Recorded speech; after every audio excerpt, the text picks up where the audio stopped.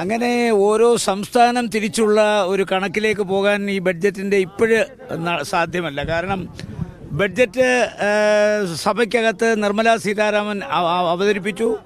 അതിൻ്റെ copy M പിമാർക്കെല്ലാം കൊടുത്തു എന്നല്ലാതെ അതിൻ്റെ ഓരോ സംസ്ഥാനത്തിനുള്ള വീതത്തെക്കുറിച്ചോ എന്തെങ്കിലും ഒരു പ്രഖ്യാപനത്തെക്കുറിച്ചോ നമ്മളിപ്പോൾ ചർച്ച ചെയ്യാനുള്ള ഒരു സമയമായിട്ടില്ല. അത് ഇനി വരുന്ന ദിവസങ്ങളിൽ തിങ്കളാഴ്ച തൊട്ട് ബഡ്ജറ്റിൻ്റെ ചർച്ചകൾ ആരംഭിക്കുമ്പോൾ കൂടുതൽ പ്രഖ്യാപനങ്ങൾ വരും. ഇൻകം ടാക്സിനെ കുറിച്ച് തന്നെ ഒരു പ്രത്യേക ബില്ല് കൊണ്ടുവരാൻ ഉദ്ദേശിക്കുന്നു എന്നാണ് സഭയ്ക്കകത്ത് നിർമ്മലാ സീതാരാമൻ പറഞ്ഞത്. പക്ഷേ ഒരു കാര്യം ഞാൻ പറയാം, ഈ ബഡ്ജറ്റ് നിരാശാജനകമാണെന്ന് കോൺഗ്രസ് പറയാൻ കാരണം ഇതിനകത്ത് ഉള്ള പ്രഖ്യാപനങ്ങൾ, ഇപ്പോൾ ഒരു പ്രഖ്യാപനമാണ് അവരെ ഉയർത്തി കാണുന്നത്. 10 ലക്ഷം ഇൻകം ടാക്സിൻ്റെ ഇത് 12 ലക്ഷമായി പരിധി ഉയർത്തി. ആ പരിധി ഉയർത്തി എത്ര പേർക്കാണ് ഇത് ബാധകമാകുന്നതെന്നുള്ള കാര്യം നമ്മളിതിനെക്കുറിച്ച് പഠിക്കുമ്പോൾ മാത്രമേ മനസ്സിലാവുകയുള്ളൂ. പക്ഷേ ബഡ്ജറ്റ് ഈ ഗവൺമെൻറ്റിൻ്റെ നിലനിൽപ്പിനെ ബാധിക്കുന്ന ചില കാര്യങ്ങൾക്കാണ് മുൻതൂക്കം കൊടുത്തിരിക്കുന്നത്. അതാണ് ബീഹാറിൻ്റെ കാര്യം എടുത്തു പറയുന്നത്. ഇത്തവണത്തെ തെരഞ്ഞെടുപ്പിൽ 400+ കിട്ടുമെന്നാണ് ഗവൺമെൻറ് കൊട്ടിഘോഷിച്ചത്. പക്ഷേ 240 എം പിമാരിലേക്ക് ചുരുങ്ങി. അപ്പോൾ ആന്ധ്രാപ്രദേശിലെ ചന്ദ്രബാബു നായിഡുവിൻ്റെയും ബീഹാറിലെ നിതീഷ് കുമാറിൻ്റെയും പിന്തുണയില്ലാതെ ഈ ഗവൺമെൻറ് മുന്നോട്ട് പോകാനാവില്ല.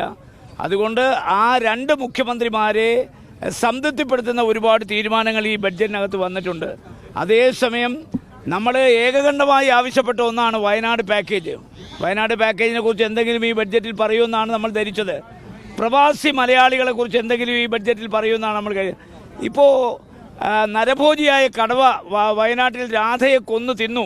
മാത്രമല്ല 6ഓളം പുലികൾ കാസർഗോഡ് അടക്കമുള്ള ജില്ലകളിലെ വന പ്രദേശങ്ങളിൽ പ്രത്യക്ഷപ്പെട്ട് പട്ടികളെയും ആടിനെയും തിന്നുകൊണ്ടിരിക്കുന്നു. എപ്പോഴാണ് ഈ മനുഷ്യനെ കൊല്ലുന്നതെന്ന് പറയാൻ പറ്റില്ല. അപ്പോൾ വന്യമൃഗങ്ങളുടെ ആക്രമണത്തിൽ നിന്ന് മനുഷ്യൻ്റെ ജീവനും സ്വത്തിനും സംരക്ഷണം കൊടുക്കാൻ കേരള ഗവൺമെൻറ് ഏകകണ്ഠമായി ആവശ്യപ്പെട്ടു. എല്ലാ രാഷ്ട്രീയ പാർട്ടികളും ആവശ്യപ്പെട്ടു.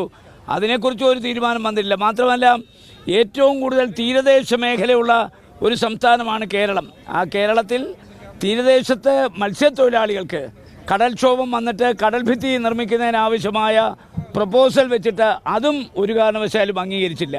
മാത്രമല്ല നമ്മുടെ GDPയുടെ 30% വരുമാനം ഉണ്ടാക്കുന്ന ഒരു മേഖലയാണ് MSME. MSMEയുടെ കഴിഞ്ഞ കുറേ നാളുകളായി ഒരുപാട് തടസ്സങ്ങൾ അവർ പറയുന്നുണ്ട്. MSMEയുമായി മുന്നോട്ട് പോകുന്ന ആളുകൾ പറയുന്നുണ്ട്.